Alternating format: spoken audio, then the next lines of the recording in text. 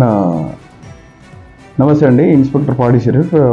23rd night రోజు మాకు ఒక పిటిషన్ రావడం జరిగింది 10:30కి. దాంట్లో కిరణ్ తేజ అని ఇతను మంచు టౌన్షిప్ మోహన్ బాబు గారిది మంచు ఇంటి దగ్గర అతను సెక్రటరీగా పనిచేస్తాడు. అతను వచ్చి దరఖాస్తు ఇచ్చినాడు.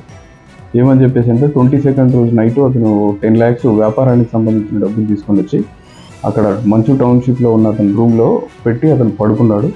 మార్నింగ్ లేచేసరికి ఆ 10 lakhs కనిపించలేదు.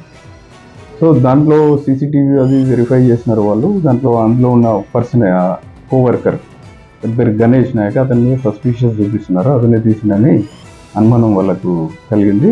మా దగ్గరకు వచ్చి దరఖాస్తు ఇచ్చినారు. దానిపైన కేసు రిజిస్టర్ చేసినాము. ఇమీడియట్గా మేము కూడా టీం పంపించాము. ఇన్వెస్టిగేషన్లో ఉంది కేసు. త్వరలో అతను పట్టుకొని కూడా రిపోర్ట్ చేస్తాం. ఈ ఏదైతే కిరణ్ తేజ అతను ఒక రూమ్ ఉంటుంది, అక్కడ వర్కర్స్ రూమ్ ఉంటుంది. ఆ రూమ్లో అతను బ్యాగ్లో పెట్టి పడుకున్నాడు. మార్నింగ్ మళ్ళీ వేరే దగ్గరికి డెలివరీ చేసేది ఉండే.